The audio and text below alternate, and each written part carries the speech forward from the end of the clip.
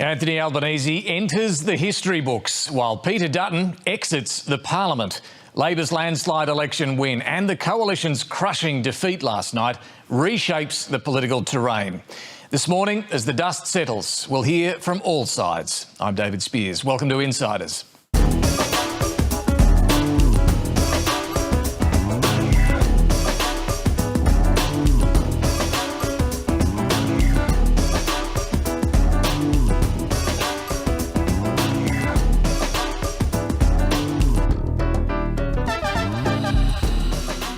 Australia's waking up this morning to a new political reality. The Albanese government is back and in a far stronger position, winning a second term and a much bigger majority than anyone expected. At the close of counting last night, Labor was on 85 seats, well above the required majority of 76. And this could go even higher. The coalition struggling on just 36, with 10 crossbenchers and 19 seats still in doubt. Labor's primary vote has lifted to 34.7% at the moment. The coalition reduced to its lowest vote on record of less than 32%. After preferences, it's a swing of more than 3% right now to Labor, which sits on 55.5% of the coalition's 44.5%. Among the coalition casualties, of course, Peter Dutton himself. The opposition leader lost his seat of Dixon, which means a humbled Liberal Party must now find a new leader from its depleted ranks. The party also needs to find a completely new direction after one of its worst results on record. The Greens have lost some seats, while more independents could be on their way to Parliament. But it was the Labor faithful celebrating the hardest last night. You should feel a sense of satisfaction.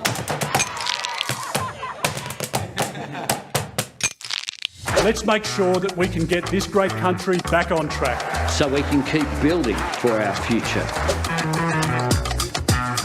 After 5 weeks of campaigning, Election Day is here. It is time now for Australia to vote. And millions of Australians are waking up and heading to the polls this morning to cast their vote. Finally, I get to with you people. Game day at the G, you must be feeling confident. Game day, and we're at time on in the fourth quarter now. It's up to the Australian people. Please vote for your National and Liberal candidates and we'll deliver. Thanks for your help in democracy. Say democracy! Democracy! Who'd you vote for, Mr. Dutton? If we don't win this booth, we're in real trouble. I voted for him. You sold out the sausages? We sold out very quickly. That's a great sign. What do you have again? You just upset me dog there. Looking forward to the outcome tonight. It's now up to the people. We'll wait and see what the outcome is. It all comes down to this. Breaking news now, polls are closed. And the vote count is about to begin. We're playing defence in a lot of places. Clearly, there were some hiccups during the campaign. We are seeing some green shoots in seats that are really unlikely. With the massive pre-poll vote, which is up considerably, I think that is an extra reason for caution across the board. There is a very narrow pathway. It's a goat track. There's lots of billy goats on it and lots of rock slides. Some fresh numbers, they're flooding in now. I'm not calling anything just yet, but I'm just seeing a lack of good news, which is what we often say early when it comes to the coalition. Admittedly, with all those pre-polls, with all those postals, these are looking good for the Labor Party without being anywhere near calling this election. 2 miracles? I think we believe in miracles, but it's tough. This has got to be our thumping. And let's wait till pre-poll comes in. Deakin, Bruce, Holt, Aston, Yeah. in almost every booth, we're now seeing primary vote swings to Labor. So what Jane was saying earlier in the night looks like on these early numbers will not be borne out in Victoria. I can't see how the coalition gets into government from the numbers we're seeing at the moment.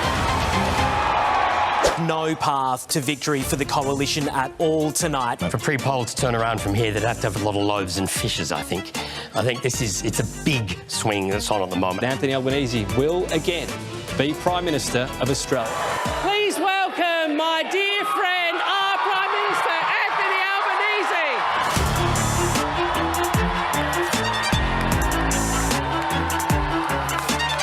Albanese. What we're seeing here, you'd have to call a Labor landslide. We all knew what was going to happen. We all knew the Labor Party were going to win. Not by this much. Peter Dutton is in really, really big trouble. We've called it. We believe that Ali Friends will win Dixon. He has lost his seat as leader of the Liberal Party. 3, 2, 1. Throw the ball. Oh, it is. Remarkable. And off he goes. Now, we didn't do well enough during this campaign. That much is obvious tonight, and I accept full responsibility for that. I want to say thank you to the Australian people for the faith they've placed in me. Thank you very much. Thank you.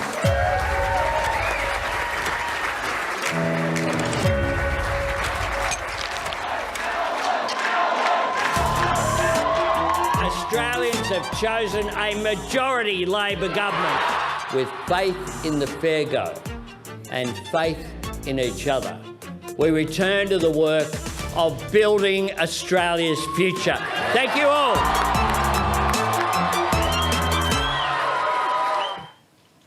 And our guests this morning in an extended 90-minute edition, our Treasurer Jim Chalmers, Keith Wolahan, one of the Liberal MPs who looks like he's lost his seat last night, and Independent MP Zali Steggall. First, let's check some of the post-election front pages this morning. Albo easy, says the Sunday Herald Sun in Melbourne. And the Sunday Age highlights Labor's sea of red. Peter Harcher says in the paper Anthony Albanese cemented Labor in the commanding centre, while the Liberal Party has been reduced to a right-wing populist party, all but exiled from the biggest cities. No Duts, no glory, says the Sunday Mail in Adelaide. And in the top end, no Duts about it, says the Territorian. Here were the two leaders last night. Now, we didn't do well enough during this campaign. That much is obvious tonight, and I accept full responsibility for that. Earlier on, I called the Prime Minister to congratulate him on his success tonight. It's an historic occasion for the Labor Party, and we recognise that. I congratulated the Prime Minister and wished he and Jodie and Nathan all the very best. And I said to the Prime Minister that his mum would be incredibly proud of his achievement tonight, and he should be very proud of what he's achieved. Australians have chosen to face global challenges the Australian way, looking after each other while building for the future. And to serve these values, meet these challenges, seize these opportunities and build that better and stronger future, Australians have chosen a majority Labor government. Well, let's go first to our reporters who were covering the leaders last night. Jane Norman is at Kirribilli House in Sydney and Olivia Casely's in Brisbane. Very good morning to both of you. Jane, to you first. You were there last night. The Prime Minister, he really couldn't hide his joy in that speech, could he? He could barely fight back the tears as he walked on stage last night, Spearsy. In his words, a majority Labor government promised and delivered. In other words, he's upheld his side of the bargain. He had a plan and he executed it. Now, this morning, Anthony Albanese is waking up behind me at Kirribilli House, perhaps for a moment wondering if his historic victory was all a dream. The first Prime Minister in 21 years to win a consecutive election. Labor, the first government in decades to win a second term with an increased majority. Yes, the internal and published polls were all pointing to a Labor victory last night, but nobody, not even the numbers men in the party, were expecting the scale of this victory. Last night, one Labor insider even said they think they might have just secured a third term, and it wasn't hubristic. It was because of the scale of the victory, the numbers and the fight back now for the coalition. Now, the party was just buzzing. It started with a lot of anxiety and nerves in the room and ended up with just pure jubilance. There were tears and beers flowing. One MP said to me they can finally put the 2019 shock loss to bed. Now, we will be hearing from the Prime Minister later today, likely with a media event in Grayndler. All right, we'll keep an eye out for that. Liv, a very different scene last night in Brisbane. Peter Dutton lost not only the election, but his seat. What's the chatter now about the next Liberal leader? Well, the chatter's well and truly begun. In fact, it started before the polls closed. Senior Liberals were last night arranging informal meetings for today to discuss the leadership, sensing the inevitable. The truth is, Peter Dutton was always on borrowed time. He had a very high watermark to hit in order to retain his leadership, about 10 seats.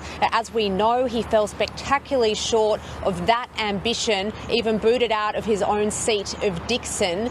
Ultimately, some of the names being put forward include the Shadow Treasurer, Angus Taylor, the Deputy Opposition Leader, Susan Lee, Shadow Defence Minister, Andrew Hastie, as well as the Shadow Immigration Minister, Dan Tehan. Speaking with Liberal sources, though, it's clear there's no obvious heir apparent, because this is about a lot more than just who leads next. It's about what the Liberal Party actually stands for in 2025 in the wake of its resounding defeat.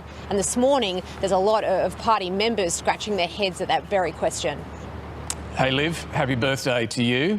Thanks to you and Jane Norman for joining us this morning. Appreciate it. Well, this was an election result that tells us a great deal about Australia. The electorate has opted for stability in a time of global uncertainty. It's also strongly embraced a Labor agenda that was focused on greater government support for Medicare, childcare, housing.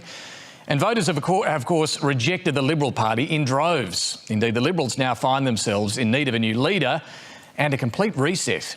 Let's see what the panel makes of it. We're joined this morning by David Crowe, Samantha Maiden and Jacob Grieber. Thank you all for joining us here in the ABC Election Centre, which has been reset for us this morning.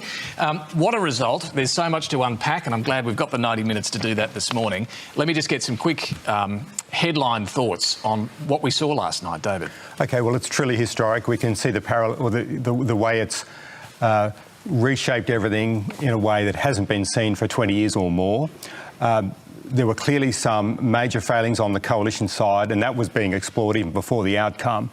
Voters didn't warm to Peter Dutton. They didn't like the nuclear policy. They liked the delivery of government services from Labor and this assurance about what the government could do for them. They also had Donald Trump hanging over the election, and that was a major factor that worked for the government, all of those things. But also I think there was a positive message from Anthony Albanese that projected confidence, and that was assuring voters that things would get better, and that was vital after 3 years of household pain with living standards. Announcement after announcement after announcement, Labor presented the forward offer where things were going to get better. They lifted up on the confidence front, and Peter Dutton had a message of anger over cost of living and anxiety about the future. Big contrast. Sam, how would you explain or describe what just happened? Well, I think the story of that election is that Australians are not who Peter Dutton thought we were. And he didn't understand us, and he didn't read the electorate correctly. And for a government that has been completely battered by world events, whether it was, the Ukrainian situation, the impact of that, inflation, Donald Trump, suddenly these unexpected world events went the Prime Minister's way. And so I think Trump was a huge factor. We'll unpack all of the other factors, but I think Donald Trump really worked for the Labor Party as they did in Canada. Yeah. Jacob, what's your take on this outcome? Look, devastating for one side of politics. It was a resolute rejection of Bunyip Trumpism. Some sort of imported version of what passes for a winning strategy in North America. That was resolutely killed last night. Peter Dutton was not only not ready for government, he wasn't ready for opposition, and that was demonstrated in the fact that he couldn't retain his own seat. The performance was so bad that it actually threatens to obscure how well Labor under Albanese performed last night and in the months leading up to it. They wanted to win. They demonstrated, as you said, David, that they had the interests of the public front and centre. They were not being distracted by all the other things that tended to capture Peter Dutton. So devastating for the Liberal Party. They've got a long way to go from it. And I want to break this conversation up. We'll get to the Liberal Party, where they went wrong, where they go from here. But for Labor, this is the sort of two-party vote they've got right now. It might come down a bit, you'd think, as the pre-polls are counted. But this is better than any two-party vote that we've seen, I think, since chiefly in wartime or post-wartime. Now, their primary vote isn't anywhere what it used to be, but it has come back from the last election. And with this commanding majority they'll have in the Parliament, David, what do they do with it? How do they spend this political capital they now have? I think one of the challenges here is that they've got a clear mandate and a big majority where they can set a very bold agenda. But at the same time, they know the lessons from the last term and the lessons that led to this success, which is no surprises. Play it safe.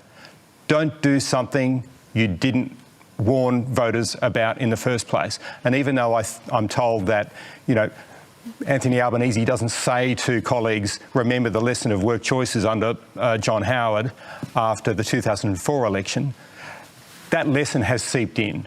They're not going to do something they didn't warn voters about. And so they're not about to do negative gearing change or some of these things. Exactly. And look, they were clear about that again and again and again when asked about those kinds of things. Now, the majority is big enough for them to feel quite confident about the subsequent election. So the next term could be the kind of term where you see them laying out some markers about what they might want to do, but they would have to take that to the people in 2028. I think there's still a danger, though, that they don't learn from the lessons of what went wrong in that first term.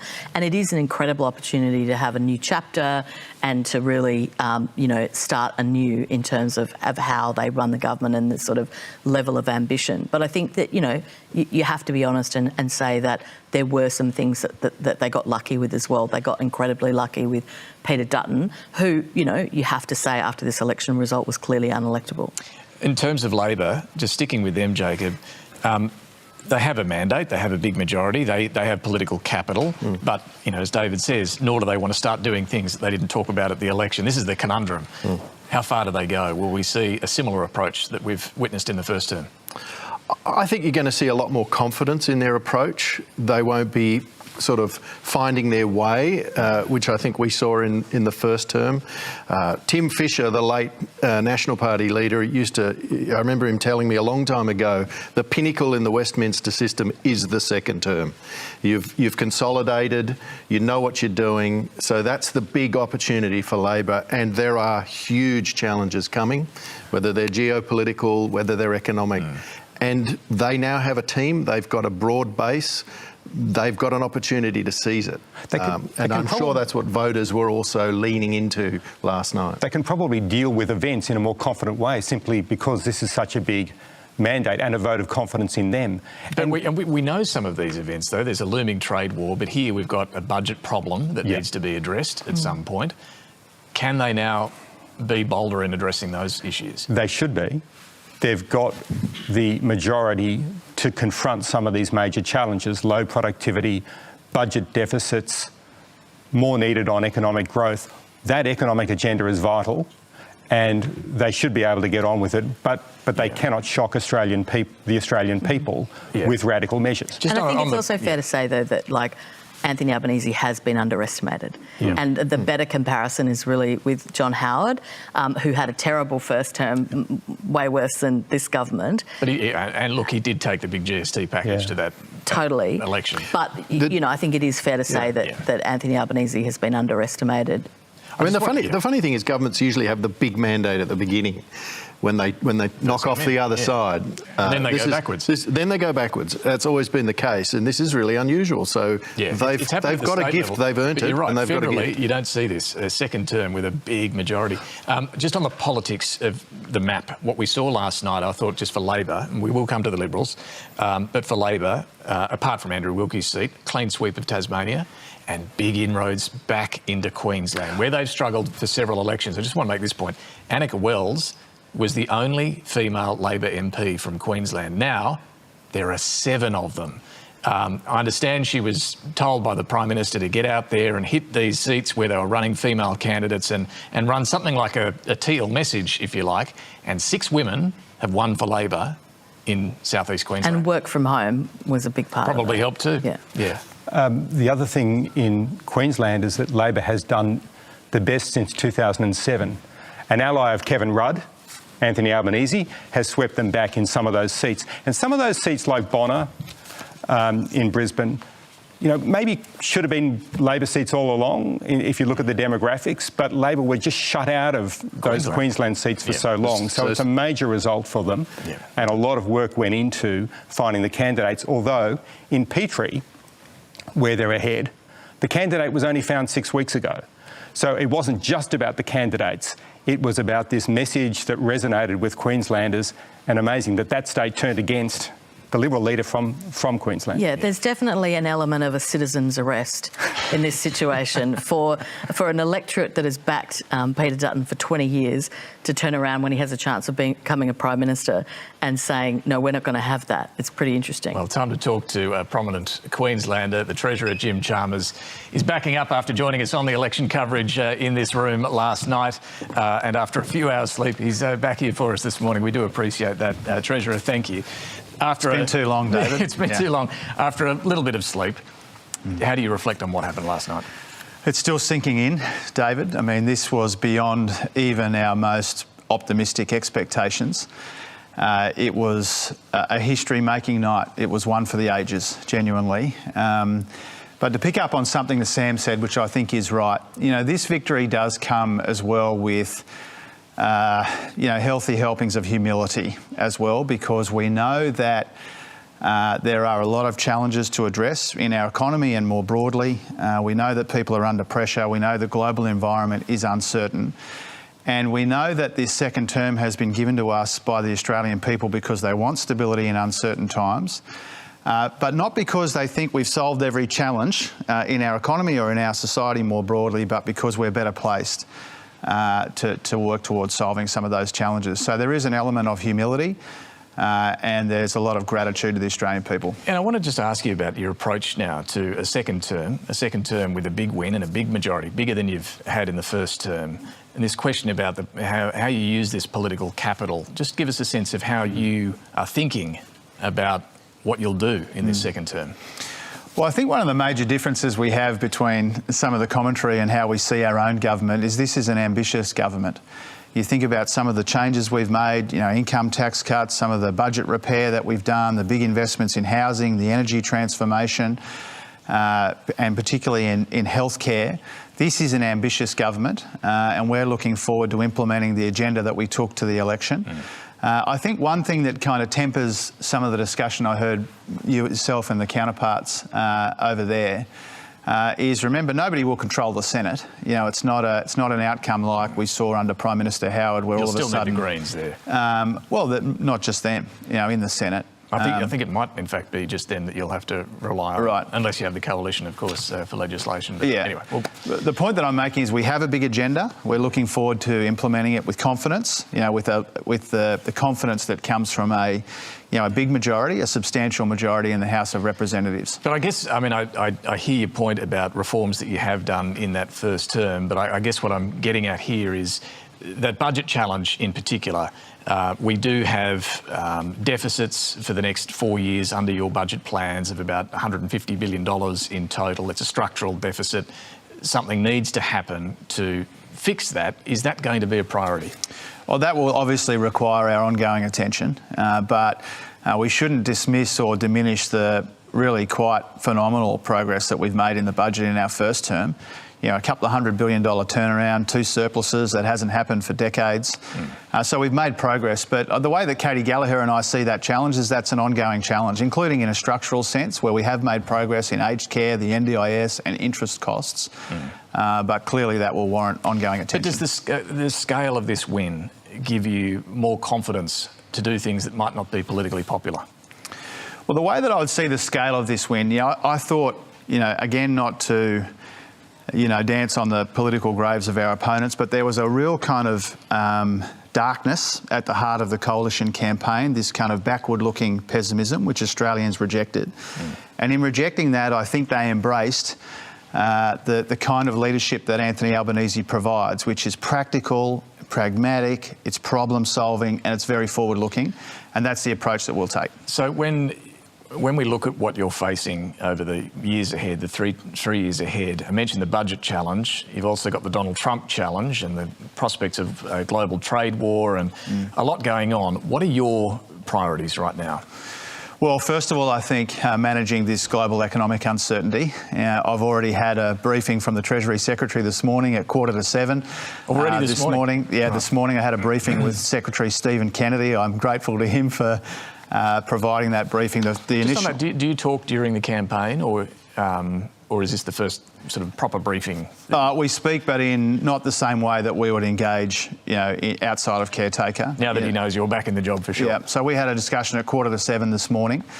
Back to work. Obviously, the immediate focus is on this global economic uncertainty, particularly the US and China part of that and what it means for us. And so I was able to be briefed on that, what's happening in markets and what it means for the Australian economy. So clearly that's the immediate focus. And again, I think one of the reasons why we got this big majority last night is because people recognised that if you wanted stability while the global economy was going crazy, then a majority Labor government was the best way to deliver that.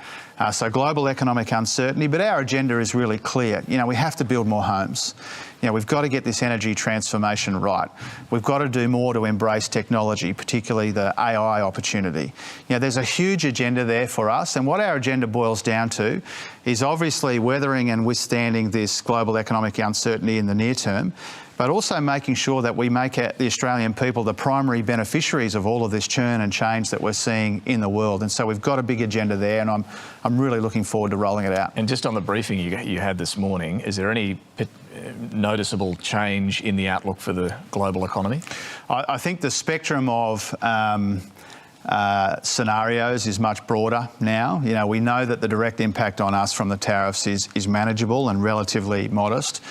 But there is a huge downside risk in the global economy. I think what's happening, particularly between the US and China, does cast a dark shadow over the global economy, and we're not uniquely impacted by that, but we're really well placed. We are quite well prepared because of the progress that Australians made over the course of the last 3 years. So we go in that with a sense of, we're realistic about how this could play out in the world, but we are optimistic about Australia's place in that. So that is still the number one concern for Australia? Oh, certainly. I mean, for every country, including Australia. But global economic uncertainty really is the big influence on my thinking and my work on day one of a second term. And we need to have the ability, and we will have the ability, to manage that uncertainty at the same time as we roll out our domestic agenda: future made in Australia, housing, energy, technology, human capital, competition policy. The great difficulty you faced and the government faced in the first term was inflation and all of those interest rate rises. We saw one rate cut earlier this year. Yeah. You're looking forward to, in the second term, seeing a few more rate cuts. Look, I'm not going to count my chickens on that front. Certainly the market expects there to be a number of interest rate cuts. I don't make those sorts of predictions. We saw a rate cut in February, and I think that did have an impact on the way people see their prospects. Consumer confidence has actually started rebounding from the middle of last year. The tax cuts, petrol prices coming down, and then the interest rate cut has slowly rebuilt confidence off a very low base. And so if we do see more interest rate cuts over the course of the rest of the year, I think that will be a very helpful way to boost confidence in the economy, particularly consumer sentiment, and also provide some cost of living relief for people. Nearly every economist says productivity needs to be one of your top priorities as well. Is there more you can do to squeeze more productivity out of the economy? Yes, and I'm looking forward to rolling out the changes we announced on national regime for occupational licensing, the non-compete clauses change, the competition policy I'm working up with the states, reviving national competition policy, big priority for me as Treasurer.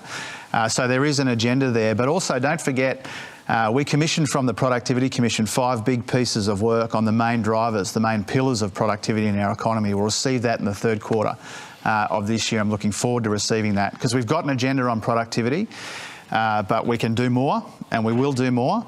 And the best way to think about the difference between our first term and the second term that we won last night, first term was primarily inflation without forgetting productivity. The second term will be primarily productivity without forgetting inflation. That's interesting. So the priority does shift now to productivity. And a much broader sense of it. Yeah. Human capital, competition policy, technology, energy, the care economy. These are where we're going to find the productivity gains, and not quickly, but over the medium term. Looking at the politics of what happened last night, there were clearly surprises for you and for all of us watching what happened. I was trying to keep a lid on it on the panel. Well, you can let loose now. Yeah. What surprised you the most? Oh, Petrie, I think as David said. Petrie, if we can cling on there, that would be an extraordinary outcome. But I'm really grateful for what you said before, David, about Queensland and about these really quite remarkable women that Queensland is sending to the National Parliament. You think about Madonna Jarrett, Renee Coffey, Cara Cook, Corinne Mulholland in the Senate. We've won back that second Senate seat in Queensland, and people will be hearing a lot about Corinne Mulholland. So very, very proud of the contribution that Queensland is making to this second-term Albanese Labor government. You won't be so lonely as a Queenslander in the Labor caucus. That's right. Just explain to us how it works. If you now have a much stronger Queensland contingent, does that need to be reflected on the front bench? Well, I think there's a stronger contingent in a number of states. And so I always think you can never have too many Queenslanders. That's why I was so pleased to see Annika Wells join the ranks of the Cabinet not that long ago. We've been really long on influence but short on numbers, and now we're hopefully going to be long on influence and long on numbers. And so that's, you'd be keen for another cabinet or ministry spot at least from Queensland? I'm a Queenslander, and I think that most of the cabinet should be Queenslanders. That's just how we're born and raised. But there's a lot of good people around the country. Claire Clutterham in Sturt's amazing. Do you expect there will be a bit of a refresh of the ministry? Oh, it remains to be seen, and I haven't been focused on that at all. And the Prime Minister will allocate the portfolios when the dust is settled on the count. We know who will be putting their hands up for ministries, but that's not a big part of my job. It's not a big part of my focus. Now, finally, I just want to ask about the leadership and your future. You did say last night that you absolutely would support Anthony Albanese running again for a third term. Yes. What does that mean for your own leadership ambitions? Look, I've said on probably countless occasions now, if I can sit on the back deck in some period 20 years down the track and think that I was treasurer in a great Labor government led from go to woe by Anthony Albanese, I'd be very happy with that. And I pay tribute to the Prime Minister. I can't think of a campaign where a Prime Minister has campaigned more effectively than Anthony Albanese over the course of the last 5 weeks. I think he is the biggest explanation for why we turned around the trouble that we were in at the end of 2024 to the position that we won last night. It was an extraordinary campaign, and I think he deserves to be very proud. My expectation and my hope is that he serves a full term and runs again. You're a student of Labor Prime Ministers past. How does Anthony Albanese now sit in the pantheon? Well, he's a Labor hero, and I think the outcome last night and the fact that his leadership has meant that we are surrounded now by even more terrific colleagues. You know, Ailey France in Dixon, unbelievable life story. You know, I think he deserves to be very proud about that. But again, coming back to where we started, you know, there is a humility here because we know that there's a bunch of stuff that we have to address together, but he has every right to feel very proud, and we're very proud of him. I'm personally incredibly proud of him. I rang him during the day yesterday. I told him how proud I was of him, and he deserves the lion's share of the credit for what happened last night. Did you talk last night? No, not last night. I was with you all night. I was sitting 1.5 metres from you for about 6 hours probably in the end. I'll probably have a yak with him today, but I rang him during the day before the result was known, and I said his was an extraordinary campaign. He's got a lot to be proud of, and we are certainly proud to be part of his team. Well, Treasurer Jim Chalmers, we do appreciate you backing up this morning. Thank you for joining us. Thanks, David. All right, let's get back to our panel, and we're joined once more by David Crowe, Samantha Maiden and Jacob Grieber. Look, just before we get to the Liberal side of what happened last night, I just want to pick up on what we heard there, David. I did think it was interesting, the focus on productivity there. Yeah. The second term focus or list of priorities does shift to productivity. Yeah, I thought that focus on the productivity while keeping an eye on inflation, that's a really interesting message that I think reflects what the government's got to do now that it's got that second term, and there's that confidence about the agenda. It's interesting, you kind of, some of the points there are so fundamental you kind of lose track of them because we're looking at the internals. Clearly, Jim Chalmers would be happy if there's a stronger Queensland representation in the ministry. What on earth for, Dave? Yeah, but this acknowledgement of the sheer historic nature of the victory needs to be remembered as well because it's so huge. Yeah, and just on the productivity point, Jacob, it's something that economists will welcome hearing, But what will that look like, I guess, is the question. Well, we'll have to wait and see. And IR will yet again be a big feature of the second Albanese term. That's the magic sauce. That's how all of these things that Labor would like to do become possible. Without that productivity growth, we're relying on the rest of the world to deliver this stuff. That's the only bit we control directly as a government, as a country, and so yeah, he has to deliver on that. To do the things like childcare that the Prime Minister has clearly told is a priority in the second term. There's a big military burden coming. The money for all of that has to come from somewhere. It has to come from somewhere. Sam, on the leadership on the Labor side, Anthony Albanese, a hero, Jim Chalmers calls him. He does have now far more authority vested in him after a victory like this. He absolutely, I think, can lead them to the next election should he choose, barring any disaster between them. He might be in Copacabana for a very long time. Well, indeed. What does this mean for the likes of Jim Chalmers, and he's not alone, others who might one day dream of having the leadership? Well, I think that you should never make blanket statements the day after an election. You know, life can change. Things can change. People can decide that, you know, they want to take on other opportunities. But, I mean, I think it does clearly give the Prime Minister enormous authority. And I think it'll be interesting to see how that shifts. You know, I think clearly the Prime Minister has felt at times that he hasn't been given the respect that he would have liked. And it'll be interesting to see how he flexes those muscles. I seem to recall, was it Nikki Sava wrote that win or lose he'd be gone in this term? I'm not so sure. I think Anthony Albanese... No, I don't think it was Nikki, but there was that idea that Anthony Albanese would have to move on in the second term, and that was a judgment maybe 6 months ago by a commentator. I did not freewheel and try and name that commentator, but it's an interesting thing. When the polls were looking bleak, that idea that he couldn't last the second term seeped in. That was at the end of last year. That's what's extraordinary about what's happened. Yeah, and this result has just totally buried that. Yeah. And in some, you know, just remember, he's broken the curse of the one-term prime ministers that we've had for 20 years. And so there's a sort of return to stability. It's almost a return to what we would like to think of as normality in Australian politics with a second term. Nothing normal about that. Except that it isn't. Yeah. I mean, I think Menzies, Hawke and Howard in the long sweep are actually the aberrations. And we got used to them when we had two in a row, in effect. Yeah. Albanese now, he's not there, obviously, at that sort of level, but he's ready to be there. If he serves another year and another 6 months, he becomes the second longest serving Labor Prime Minister in history after Bob Hawke. So he's on a path. Yeah. Let's talk about the other side. And it's a far less happy story, of course. Peter Dutton losing his seat. Sam, what happened? Well, I think the first thing that happened is the Liberal Party got its polling catastrophically wrong. Yep. They're already saying that this morning. Yeah, and the thing about that is, look, it's always tricky. There are always seat-by-seat polls are tricky. But clearly they had no idea that they were in that much trouble in Dickson.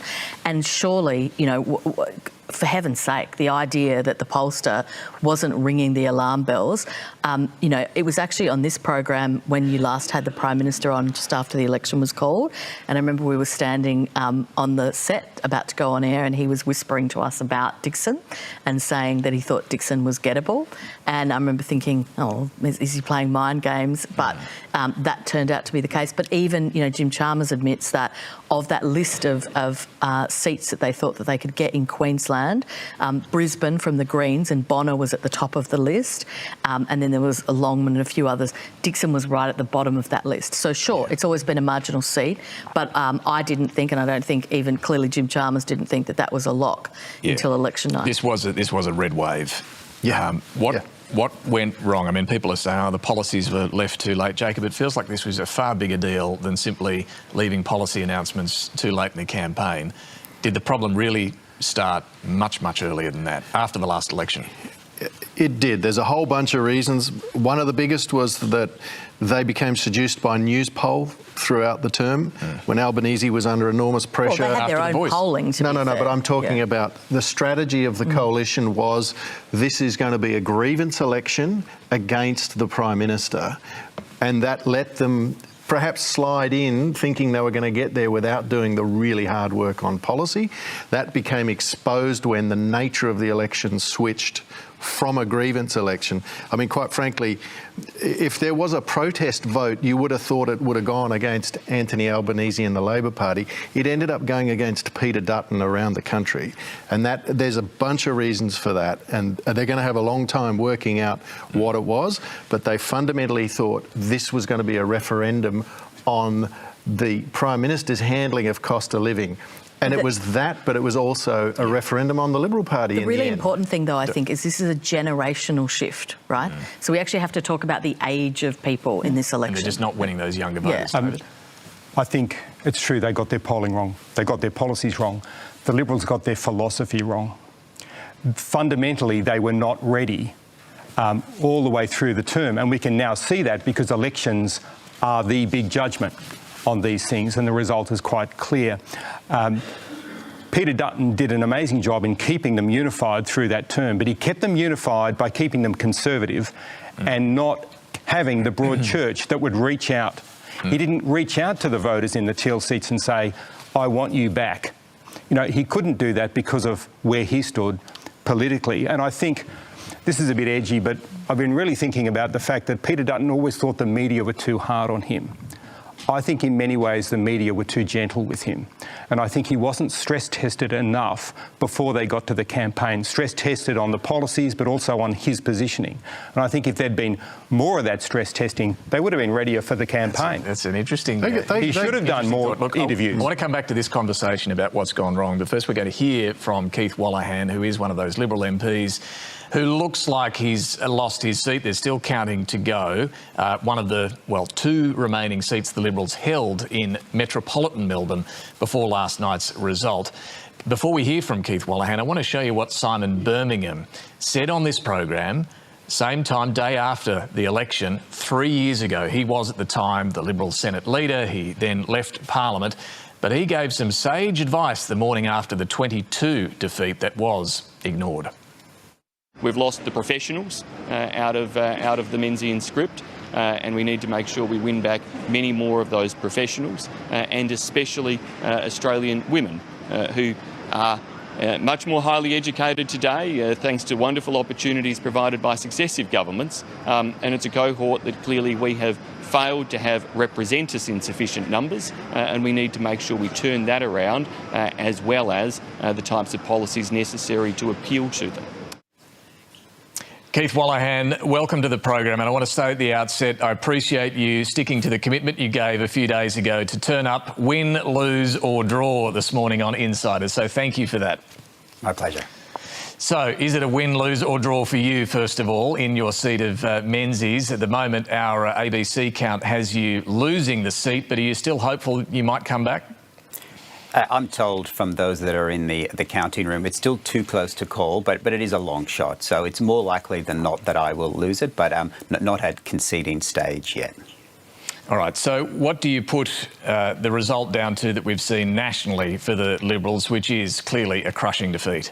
Well, before I do that, I have two tasks to do. One is it's my daughter's 10th birthday. I said I would look down the camera and wish Eva a happy birthday. So happy birthday, Eva. Very happy Eva, birthday Eva from all of us.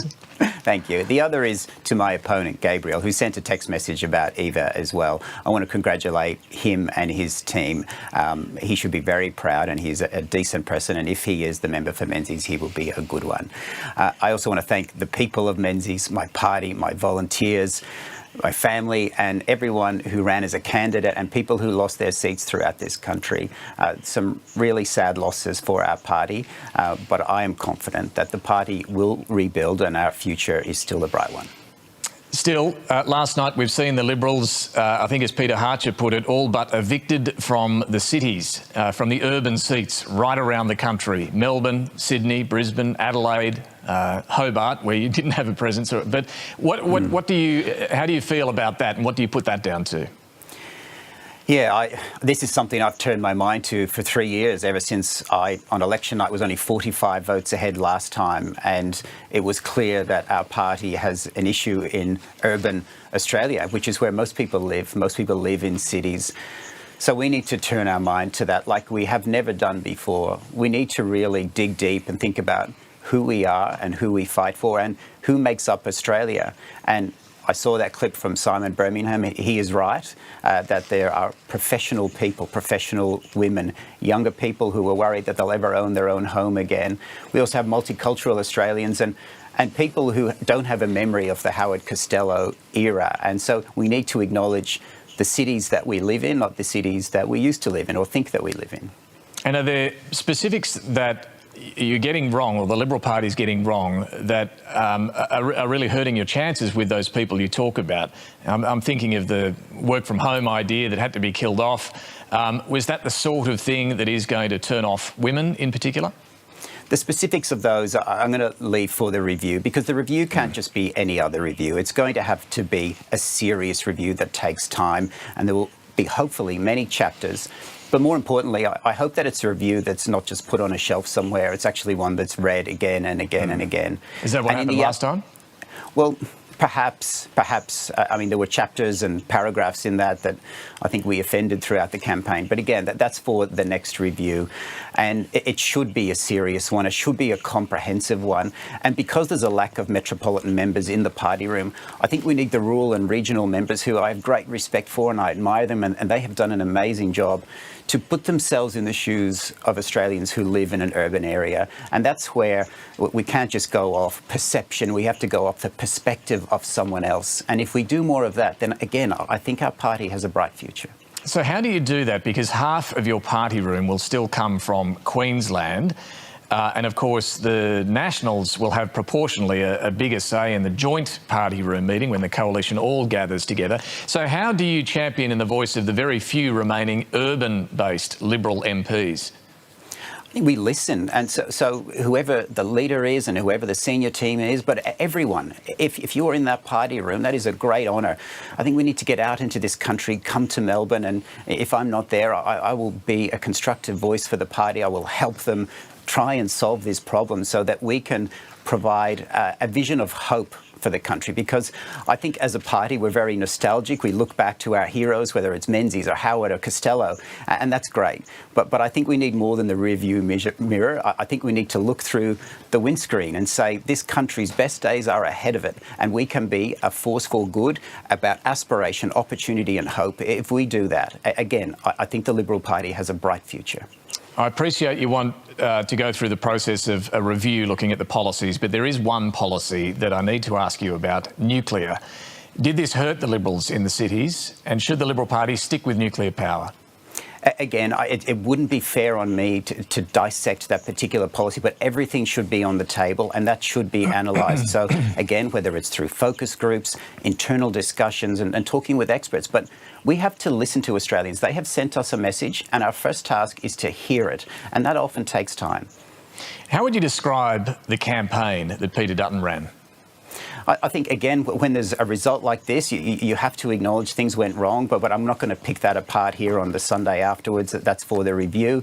But likewise, if we had done better, then people would have said it was all perfect. There were things that were done well, there were things that weren't done well, but the review needs to go through all of those and have honest conversations with people.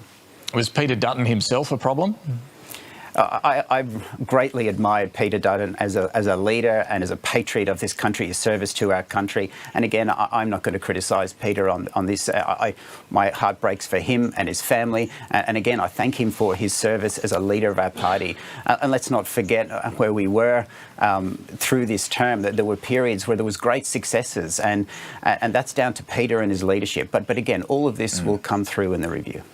What about the economic approach taken by the Liberals in this election, opposing a tax cut from Labor, promising to reverse it, promising two deeper deficits over the coming 2 years? What did you make of the economic policy offering? Again, I won't dissect the particular policies, but I will say this. I think with what's happened in the United States, people are looking for predictability again. And if you're putting policies to the electorate in the final few weeks of a campaign, they feel like it's unpredictable. So if we are true to our values and we prosecute the case early, and some of the things we need to prosecute are: how do we address debt? How do we address productivity in this country. And if we do that in a constructive way and early, run the case, run the arguments, I think then Australians will trust us that we may be given the authority to be in government one day, but we have to earn that back again. The party now has no leader, with Peter Dutton out of the parliament. Who should it turn to? Well, I'm probably not going to be in that party room, so that's not a choice for me. And I respect my colleagues and their decision, and that's a process that they'll go through. So you know some of the contenders well: Angus Taylor, Susan Lee, Dan Tehan. Am I talking about the right names here? Is there anyone I'm leaving off the list, Keith Wolahan? Look, because of where I'm at with my seat, it'd be no surprise I'm not on any of those phone calls right now, but we'll see how the count goes. But again, I respect all of those names, and there may be others that aren't on the list. I'm not going to inject myself into that decision. No, well, I'll try one more time, Sure. as is my want. But the three I mentioned there are the three, I guess, main contenders, and they all represent regional areas of the country. You're talking here this morning about the need to get back to focusing on the urban areas to regain ground there. Are there any options in the cities? Julian Leeser was mentioned by someone to me. Are there options that you have in the city that you should be looking to lead the party?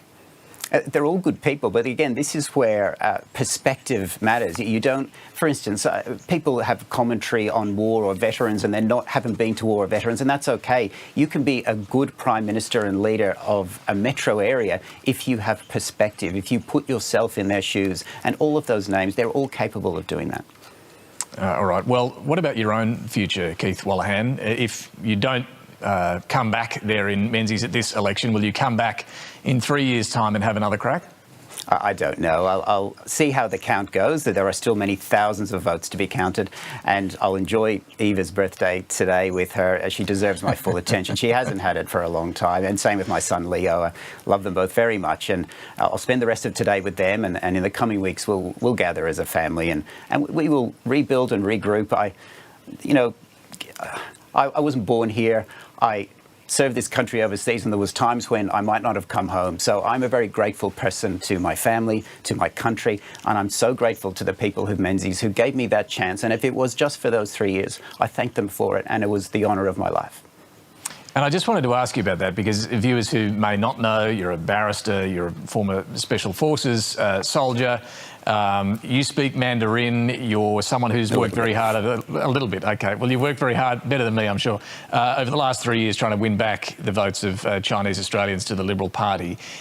You were seen by quite a number of your colleagues as a potential future leader, the hope of the future for the Liberal Party. So how does that feel for you now? You would be aware of that expectation on your shoulders to lose your seat and to see the party crushed as it was last night. How does that feel personally? Look, again, you let yourself go to the process, and I saw some of those comments and they're flattering, but I'm grounded and humble. I always thought my first task was to hold my seat, and it looks like I won't, and that's on me. I take full responsibility for that. I don't blame anyone else. That is for me. But I am grateful for the opportunity that was given to me. But I'm still a youngish man, and I love the Liberal Party. I believe it is a force for good in Victoria and this nation, and I will always be loyal to it and be there to help it. Well, Keith Wolahan, as I said, we do appreciate you joining us this morning in difficult circumstances, but a very happy birthday to Eva once again. Thank you. Thank you. All right, let's get back to our panel. We're joined again by David Crowe, Sam Maiden and Jacob Grieber. And David, Keith Wolahan, I guess being careful there about the policy changes, and they might need to be radical, that are to come. But the one thing he did point out very clearly was the need to focus on the interests of urban areas, of the metro areas, of professional women in particular, as Simon Birmingham mentioned 3 years ago. Are they going to listen to this advice? I think they've got to now, because they'll be reduced to such a small group in Parliament that the only way for them is to have a total review and a total rethink about what they stand for. But that interview was all class, wasn't it? Because that's somebody who's fronted up the morning after what looks like a very bad personal defeat for him, and been so totally gracious. And of course, when you talk about the Liberal leadership, Keith Wolahan is somebody who others in the Liberal Party have pointed to as a potential leader for the future. And so they've got to rethink where they stand philosophically. You know what I'm trying to say. It's been a big night. It's been a long day. But they've also got to find a path forward so they can get people like Keith Wolahan back into Parliament. I've got it, Jacob. That was all class from Keith Wolahan, and it was a demonstration, an explicit demonstration of what the Liberal Party has lost, potentially in Keith overnight, looks like it, and what they've lost generally, and it didn't just happen last night. Since Tony Abbott, the Liberal Party, or the coalition, has lost close to 50 seats in a 150-seat parliament. Wow. This is a structural problem that the broad church that John Howard created has not been able to come to grips with. Those numbers are devastating, and you saw last night that some of their future talent is being sacrificed because of poor choices, poor strategy and poor execution. Sam, he doesn't want to, step on the toes of those who are remaining, who have to navigate where to go on policy. But what's he talking about, do you think, when he talks about the need to connect with professional women, with young Australians as well, with those in the seats that they're losing? What are the policies? Well, I think that the problem that the Liberal Party has with women is huge. And, you go right back to the John Howard era where Amanda Vanstone was very isolated in cabinet. They didn't have a lot of women. Tony Abbott government came in. They had one woman, Julie Bishop, and a whole bunch of excuses for years of why they couldn't have more. And then under Scott Morrison, that improved. But there was always a sense that women are not having a real seat at the table. So they'll let Susan Lee be the deputy leader, but she's kind of on the outer and she's not really in with the boys. They'll give Jane Hume the finance portfolio, but they don't think she's really good and they'll talk about her behind her back. Now, if they really want to do something, the people that they should be promoting is people like Zoe McKenzie, if she hangs on to her seat. Flinders. They don't, like, the person who should be the opposition Treasury spokesperson is Allegra Spender. Unfortunately, she's not in the Parliament, right? They don't have these women. Yeah. And they communicate a message all the time. When Peter Dutton says, oh, we're going to do something, work from home, oh, can't you job share? All these women are just thinking, you are out of your mind, right? And so they don't think that they're in touch. So the Teal story is a terrible story for the Liberal Party because not all of those women, I mean, Monique Ryan, I think is more Labor, Greens, but a lot of those women, they should be in the Liberal Party. They should be leading the Liberal Party. They should be future leadership contenders. And so they have to do something about tackling that in a serious way that doesn't involve allowing Susan Lee to mop up the mess for a couple of years before they pop in Josh Frydenberg. So is that what's going to happen here, do you think? Let's talk about the leadership. I mentioned a few names there. I think Dan Tehan, Angus Taylor, Susan Lee are the three that are being talked about. I'm hearing that, there's a considerable number who aren't thrilled with the idea of Angus Taylor that will get behind Susan Lee. What do you think, David? Well, I think Angus Taylor owns a lot of the outcome because I do think that they had an economic vacuum for a lot of the term and they were late with setting out their economic plan. They would talk about Australia heading to catastrophe under Labor, and yet they didn't come up with a compelling plan to fix that catastrophe in their eyes. So I think there's ownership of the outcome. With Susan Lee as Deputy Liberal leader, she was a high-profile Liberal through the last term and into the campaign, but I don't think she owns the outcome in the same way, and that may be a factor. I don't think we saw a great deal of it during the campaign. Yeah, but I mean, owning the policy outcome in the same way as Angus Taylor is a bit different. Dan Tehan's interesting because he showed he could be a survivor. He, in a sense, he read the writing on the wall, went back to his oome home seat and had to fight for it. Did he get a swing? I remember checking towards the end of the night. I think he had a swing towards him after preferences. Yes. But things moved so fast last night. I wasn't sure of the latest number for him, but he was a survivor and he knew what to do to hang on. The rest of them copped. And look, Andrew Hastie in WA, former soldier, defence spokesperson, clearly had some issues in the campaign in terms of his personal views on women in combat. That was a negative for him. He should have got over that 6 months ago and got that out of the way. But he is somebody for the future. Whether now is the time is a huge question. Yeah, Jacob, what do you think of the options right now? None of those are from Queensland, I think, which will be a big change for the coalition that we're talking seriously about. I agree with David. I think Angus Taylor has some baggage that will, and it all depends on what the numbers are in that party room in the end, whether he gets through. He does seem to want it. He's pushing that way. Labor seemed to take him seriously. Jim Chalmers last night twice kind of crossed a few lanes of traffic to have a crack. And so I mean, this is the problem with what happened for the Liberal Party last night. The two-term strategy, the clock has been reset to zero. Yeah, we're looking at another 2 terms. So whoever gets that job, Sam, it'll does anyone be have an tough. edge, do you think? What are you hearing? Well, I think that they're all not great options. I think that's the reality. Angus Taylor is burnt by the fact that he couldn't come up with a current tax policy. Susan Lee has her own issues, and Dan Tehan, I think, is someone who is, quite a nervous performer sometimes in the media, but probably underestimated as well. But I don't think they're all long-term options.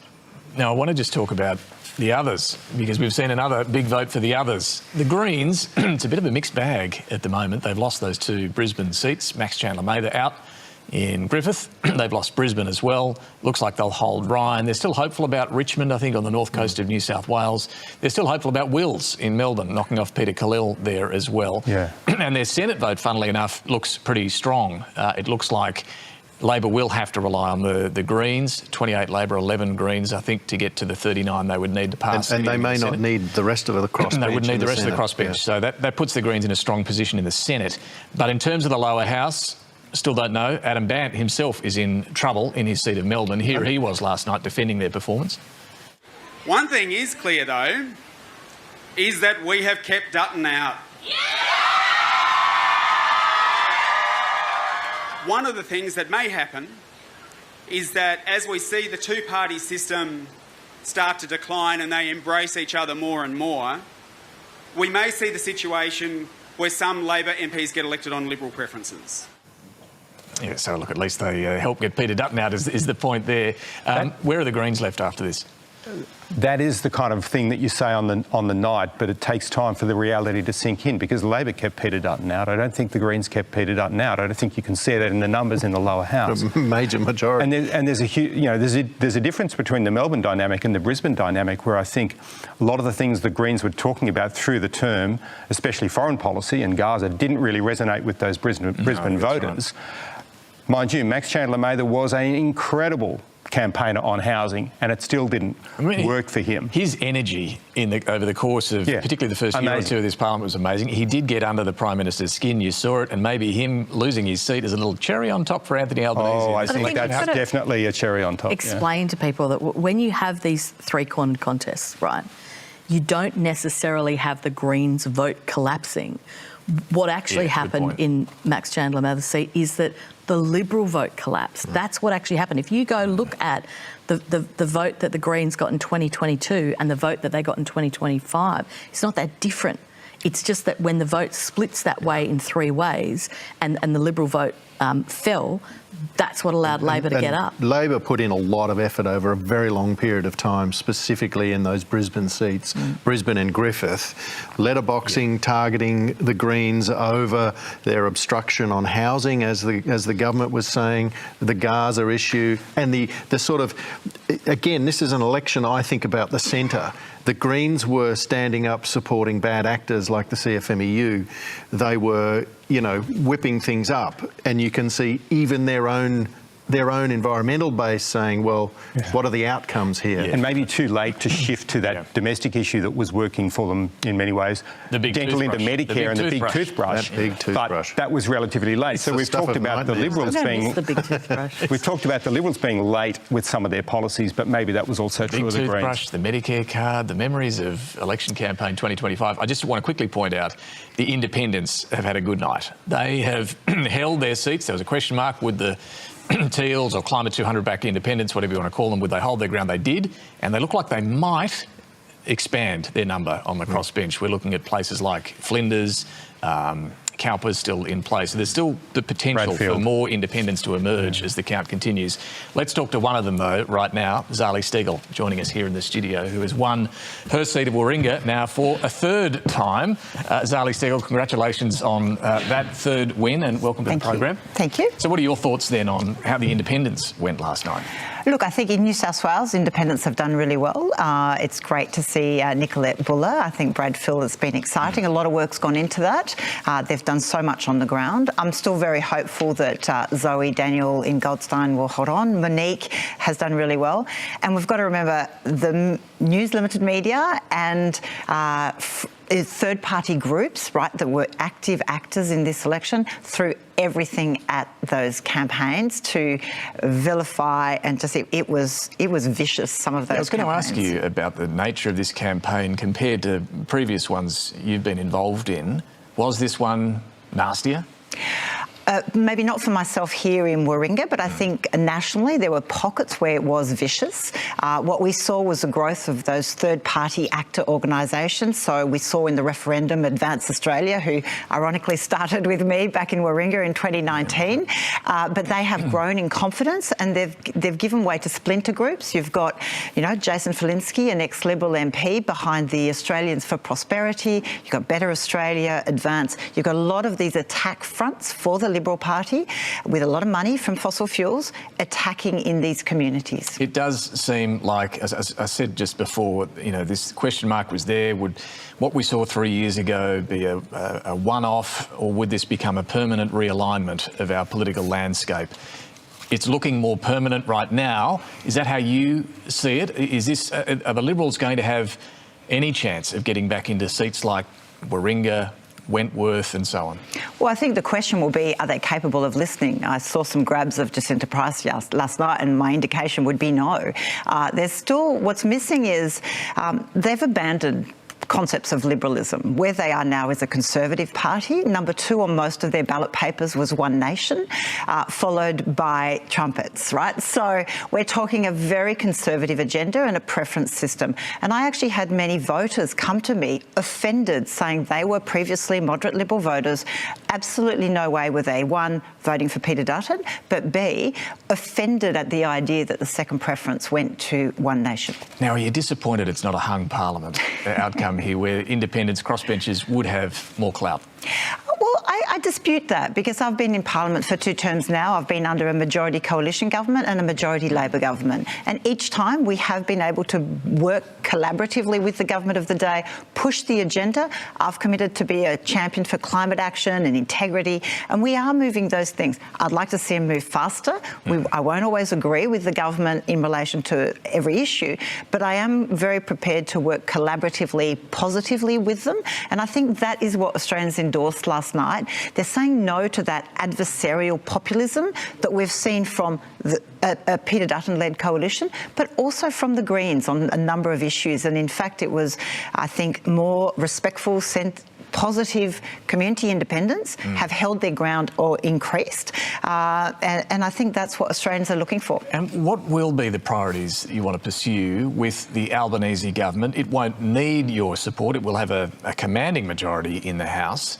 But what will be the sort of issues you would like to push with the government? Well, there'll certainly be no excuses not to be more ambitious. They have a clear opportunity now to be more ambitious on climate change, on our transition. So that target, the 2035 target in particular for climate? Well, it's long overdue. We should have had it by February. We know the Climate Authority, for example, has provided a national risk assessment to the government. We need a response to that. We need to start preparing Australia and investing in our resilience. I've proposed a climate resilience plan. I look forward to discussing it with, if it's Chris Bowen or whoever, or the Prime Minister. I think we have to start safeguarding Australia, protecting them from the risks ahead. I agree with some of the comments Jim Chalmers just made. We need an innovation-driven Australia. Our economy needs to grow. We need to embrace the future. If there's one message that was clear last night is Australians aren't for going backwards. We want to keep progressing. We want a positive future. We want stability, but we also have to start embracing the new world.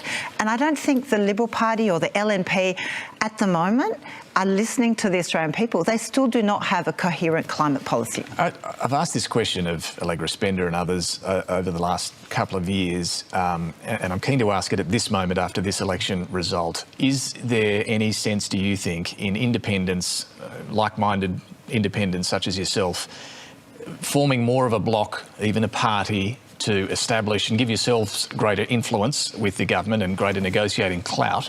Is that something worth considering now? Well, look, we've sort of been grouped together by the media. You know, you are repeatedly referring through who we're backed by, and I should note that at no point do we refer to the Liberal Party as being backed by Gina Rinehart or who the funding they come from. So even when the ABC refers to independents as Climate 200 backed independents, that's inappropriate if it's not going to be matched with other candidates. Well, I just say there is coordination, though, in some of the campaigning that's done. But again, this is what we're talking about. We have made sure that the model of how you can campaign is available to all. We've paid it forward when it comes, and it's through work of like the Community Independent Project, holding publicly available conferences and forums to help communities in all over Australia. If they are dissatisfied with their local representation, how can they do it better? I take that point. You're not a party, but you do work together and do have some common funding and campaigning, teams behind you. Back to the question, is there any sense, do you think, in going that next step, whether it's a party or some other sort of formal bloc that can negotiate with the government, that can take positions that give you more power? Well, I think there's also great power in flexibility. And so our current model works really well. We've worked very respectfully together. We're very aligned on values. We want to see merit-based policies. We want to hold the government of the day accountable. We want scrutiny and accountability. But we also want to be able to represent our communities above all. I think there's something a little broken with the current party system where on the Labor side, they are stuck with their rules. They cannot cross the floor. And so communities will at times be very disenfranchised, or the Liberal Party where very few cross the floor because they face disendorsement and they don't get re-elected. So I think the world has moved on from that traditional convention of how we see political parties now, and it's maybe time for a new model, and I think that's what community independents offer. Zali Steggall, we appreciate you joining us this morning. Thank you. You. We're going to get a closer look at what happened last night, the state of play, based on the count as it is, but also some of the interesting developments we saw in different parts of the country, particularly Tasmania and Queensland, with ABC elections analyst Casey Briggs. Yeah, morning, David. Let's start with the chamber. We are getting a sense for what the next Parliament of Australia will look like.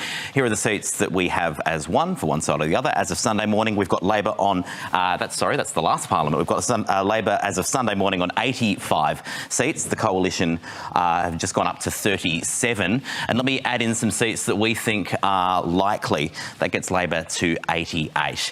Of the seats in doubt, Labor's ahead in 5 more, so it's got a credible pathway to a seat total in the mid-90s. The Coalition's ahead in enough seats to get them into the mid-40s, but there's still a bit of counting to go. But it seems likely the Coalition's going to end up with less than half the seats as the government. Here are the national primaries. Labor with 34.6%. The Coalition is down about 4 points to 31.7. The Greens are roughly steady. It's a rare feat these days for Labor to beat the Coalition on primary votes. Here's the two-party preferred votes. Labor on 55.4, Coalition 44.6, and we're looking at a swing of more than 3% toward the government. Let's just compare those numbers to some previous Labor wins. Under Kevin Rudd in 2007, Labor won 52.7%. Under Hawke in 1983, they won 53.2%. Under Whitlam in 1972, 52.7%. Under Chifley in 1946, 54.1%. Rudd, Hawke, Whitlam, Chifley, Albanese's beaten them all. How about the opposition's catastrophic night? Well, let's look first at the primary votes in Tasmania. In Tasmania, to start with, the Liberals there are down to under a quarter of the vote, and we're looking at a statewide swing of more than 8%. There are no more lower house Liberals on the Apple Isle. The Liberals also hold no seats in Adelaide. They've gone backwards in Melbourne, Sydney and Perth too. The Liberal Party needs to work out how to win back city seats. And then There's Queensland, where Labor's made serious gains. Have a look at a few seats. They've won the seat of Bonner. Cara Cook becomes the next member for Bonner. They've won the seat of Petrie. Luke Howarth has been ousted. Emma Cummer is the new MP there. And of course, the big headline of the night, they've won the seat of Dixon. Peter Dutton, the opposition leader, defeated in the northern Brisbane suburbs. Labor's also won Griffith and Brisbane from the Greens. So Labor's finally made some gains in a state that it's been struggling with. Let's have a look at the 2PP across Queensland to get a sense of what's happening there. This is the only state where the coalition is leading that count. It's a blue stronghold. It remains a blue stronghold for the party. And this is the state that's delivering a great chunk of the coalition's seats. On the current count, about half the coalition's lower house MPs are from Queensland. Nationally, the Liberals have gone backwards by more than the Nationals, so the Country Party, David, will presumably have some more influence in the joint party room in the next parliament.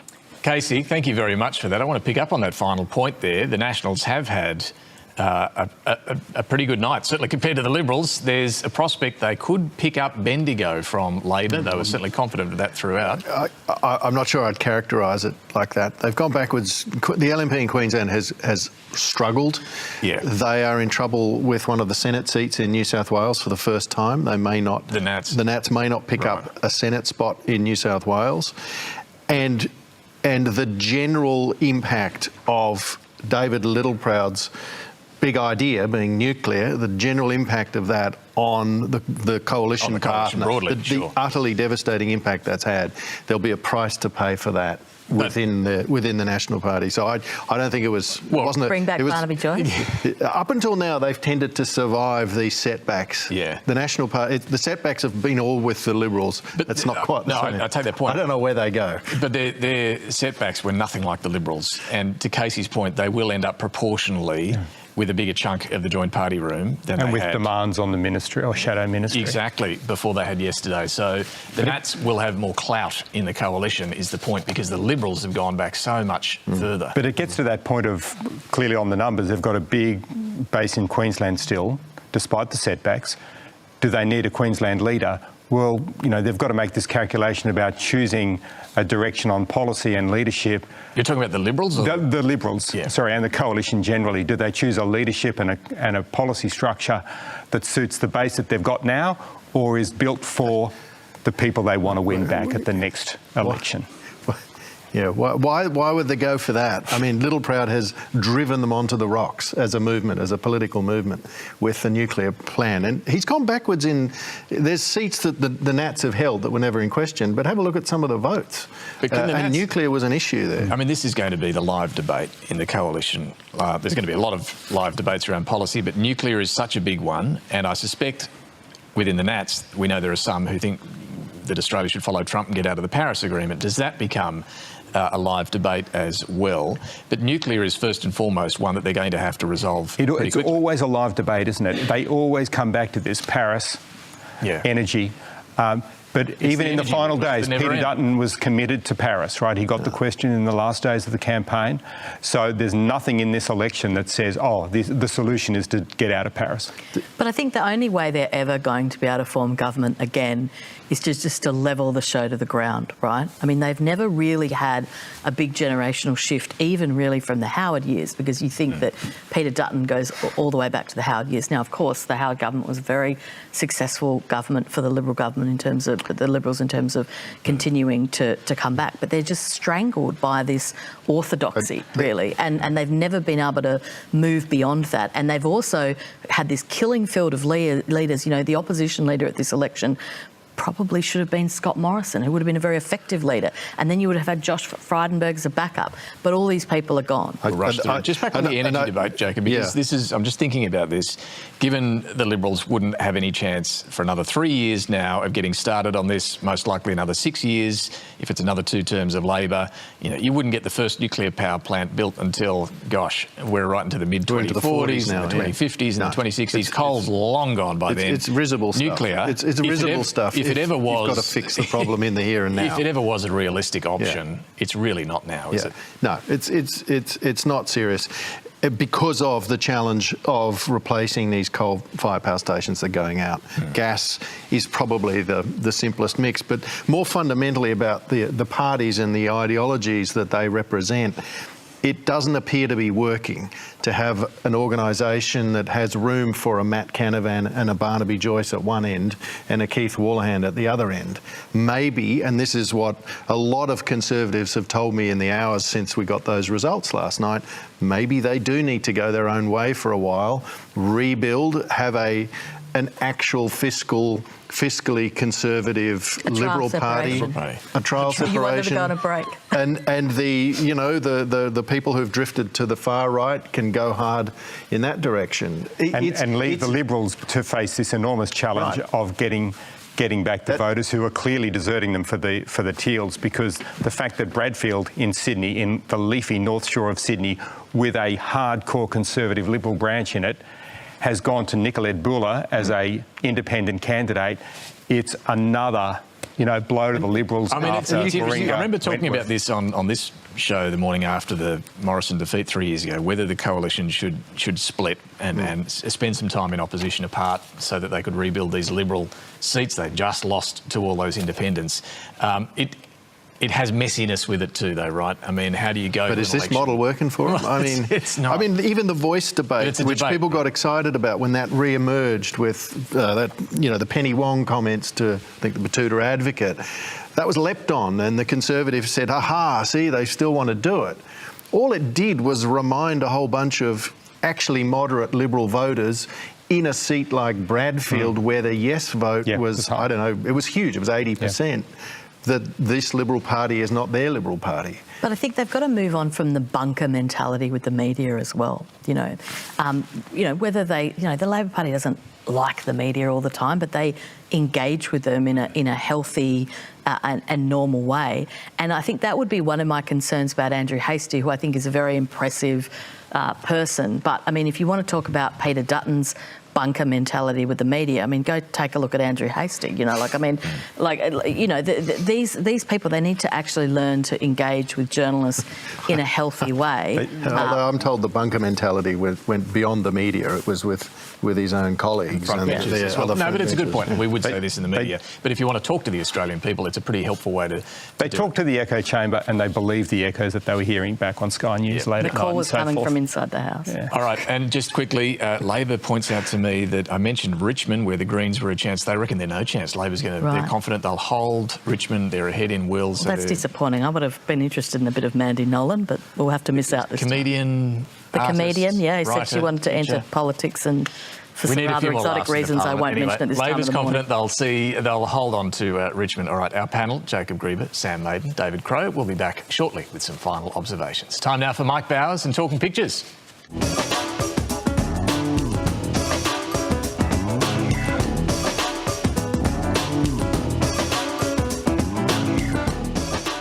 I'm photographer Mike Bowers. I've called in Australia's preeminent coach of political muscle to talk all things election, and a very warm welcome. Well, that's former government coach now, Mikey. I'm now a freelance consultant. It looks like the Labor Party has squeaked back in. Well, yeah, I mean, full credit to Albo, first returning captain since GST Johnny back in 2004. David Rose got this lovely cartoon, Politic Eggs now, soft-boiled Dutton. Albo there with his little silver spoon. Hard-boiled Dutton and APS toast. This is, of course, potentially also referencing Dutton's egg moment in the debate. Yes. Although, a bit of a rookie error to say, oh no, it's my wife who does the shopping. Surely it's a political staffer. Coach, Fiona Katauskas has picked up on the hate media. That's the thing about the hate media. They're always trying to whip up fear and division. No one ever won elections based on joy, hope and optimism. Yeah, well, I think, fear and division's a nice catchy little thing. We could have had wedge and sledge. Doubt and clout. Are drugs and thugs making you too scared to go to the shops? Vote me. Now preferencing Pauline. What has Welcome to Country ever done for you? Stop foreign students taking our homes. There are moments during a campaign when the photographer just gets that peak action, which just makes it a millisecond before and after it wouldn't have worked. It looks like a little bit of a tough day on the beers. I'd say there's a little bit of gas going on for Duts. Amelia's basically staring down the future of her party, thinking, when will you all shuffle off and retire so the youth can take control? Coach, Peter Dutton faced questions of fitness to lead, but the Prime Minister's form hasn't been great, has it? Well, until a couple of weeks into the campaign, it looked like it was toast, didn't it? But Yeah. things I think took a turn when he fell off the stage, denied he fell off the stage, then briefly admitted to having fallen off the stage, and then recanted that admission. But look, here we are, things got better.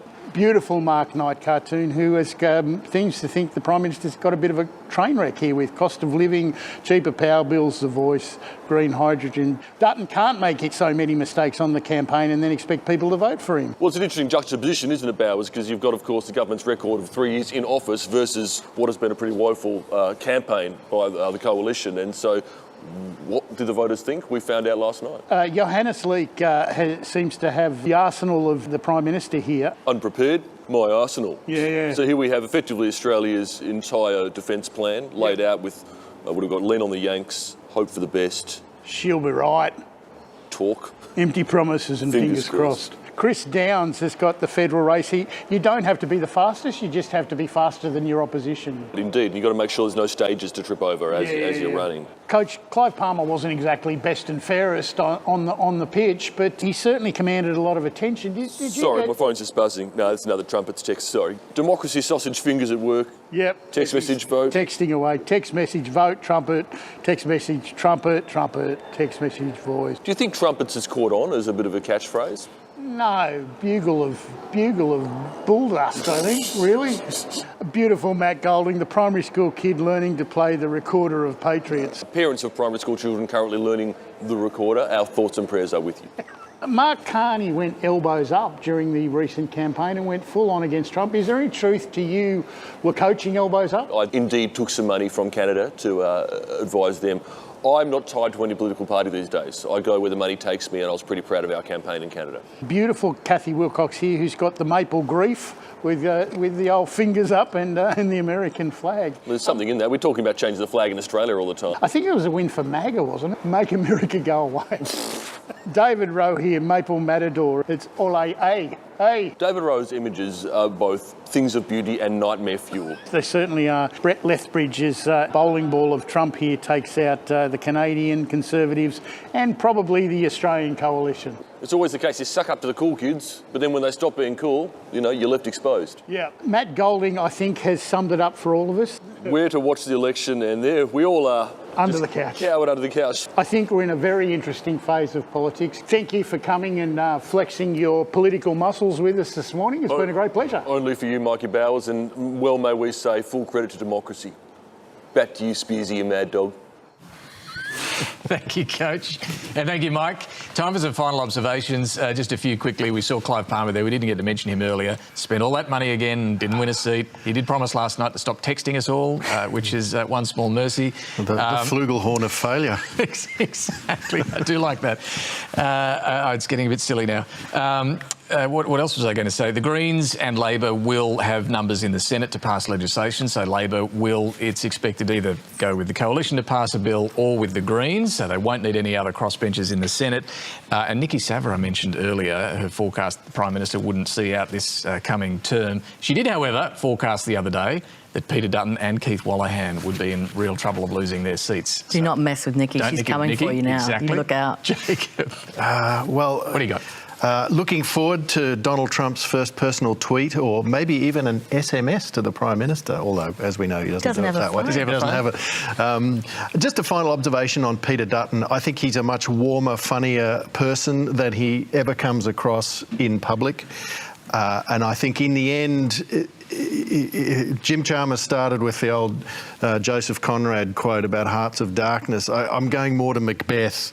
Nothing in his political life becomes him like believing it, in the case of Peter Dutton. It was a classy speech last night, in a difficult night, no doubt. Sam? Yeah, I thought it was a very beautiful and respectful speech from Peter Dutton.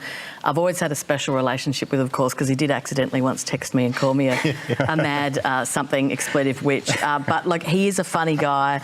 We wish him the best. But I do wish, for the Liberal Party's own sake, that they can move beyond the land of the blue tie, you know, the moving shots of four men wearing the same suit and wearing the same suit during the election. Maybe they should try some ladies. It's a crazy idea. Might just work, David. OK, I'll see if I can say all this quickly. On Trump, it's interesting, he loves winners. And so that could hold Anthony Albanese in good stead when that visit to Washington DC comes. But my main point was going to be a self-indulgent one. I'm leaving Canberra after 20 years. I've got a new gig at the Sydney Morning Herald and The Age, so I wanted to say thank you. Tell us the new gig. It'll be in Europe, covering mayhem there instead of mayhem in Canberra. And it's sad to leave this setup here, but I hope that you'll have me back in a couple of years. And on that note, I also wanted to acknowledge that all the people who campaigned and all the people who fought to hold their seats, there are so many good people in politics. We're very conscious sometimes of the narcissists and the awful people. And by the way, wasn't it a shame that Clive Palmer didn't do all that well? But there are so many good people. Don't hold back. And they will be a loss. We saw that with Keith Wolahan's remarks, and I wish them well. Yeah, really well said, Dave. This is why we're going to miss you on the Insider's couch when you go to Europe. Maybe we can send a couch over to London to... and a webcam. Beam to you over there. But no, mate, thank you so much for all of your contributions on this program. Cheers, it's always terrific to have you on. Thank you all very much for analysing a huge political moment. It's going to be still a busy time ahead, I'm sure. Thanks for your company this morning, and thanks to all the crew who've turned the election set into the Insider's set overnight for us as well. Finally, some say it's a sign of good luck. It certainly proved to be for Monique Ryan, who held her seat at Kooyong last night after this messy moment earlier in the day. We'll leave you with that. Thanks for watching. Hi Monique, how are you? Good morning, how are you? Just very briefly, if we can just ask how you are. Oh, we've got a, I don't know, was that a bird? I hope that wasn't a bird. I think it was a bird. But it did it get you? Yeah, it did. Well, some people say there's more coming out of the tree. You're making us all feel very excited about being here.